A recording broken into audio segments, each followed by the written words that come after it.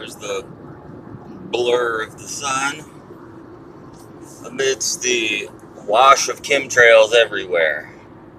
We're completely slathered in it. The sun never came out today.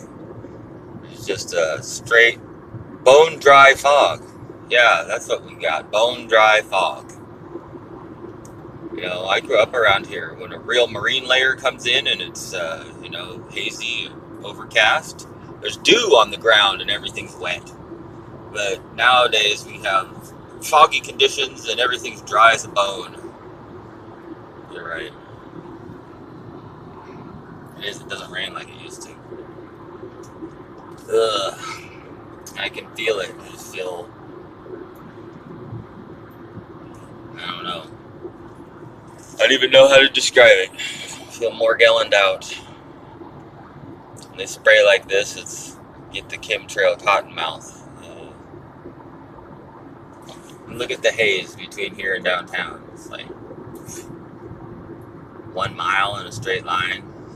Looks like the background in Grand Theft Auto. So that they don't have to draw all the way to the horizon. They just draw, a good distance away, and then it turns into a fog. The video game, conditioned everybody to what it's going to look like when there's chemtrails everywhere. Oh, man. Yuck.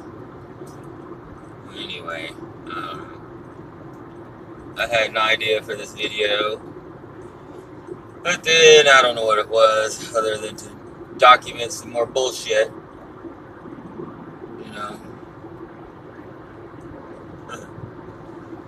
I got an idea for a game. Let's poison everybody, and then we'll see who can overcome it the most until they die.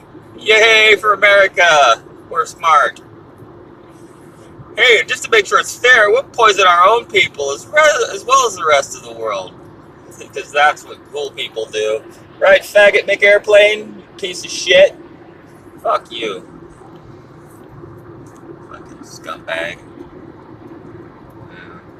Another thing I know from growing up around here is that, it's not uncommon that there's, private planes. People fly their private planes, their little loud private planes around, sometimes for pleasure, or sometimes to go somewhere for a trip, or maybe sometimes for hire even. But they closed the Pearson Airfield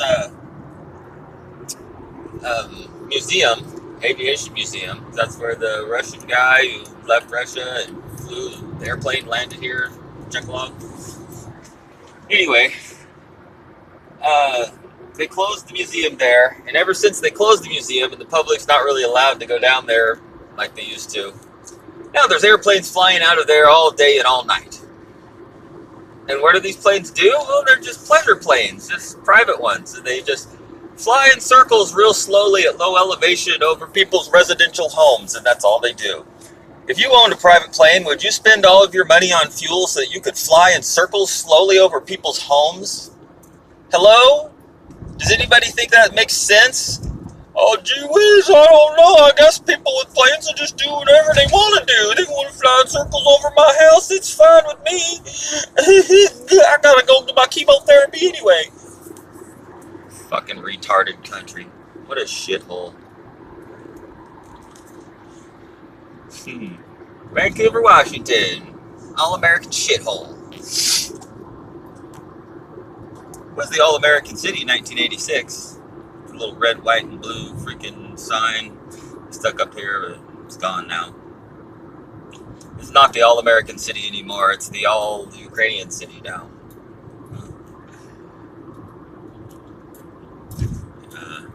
That's why they started bringing in immigration, immigrants, and allowing more immigration, because they knew they had about killed off the American population here, and since we're all about to teeter over and die from our poisonous food and our poisoned water and our fucking poisoned air, we got to bring in some healthy foreigners so that they can, fill those jobs.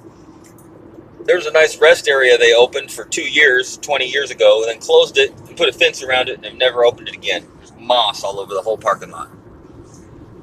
I don't know why they build a rest area right over the border here, and and open it for like a year and a half. Is about all it was open, and that was in like 1989 or something, and it's been closed ever since. Just come and put a fence after we build it and close it up. It doesn't really much matter because all the rest areas in Washington have locked bathroom doors anyway.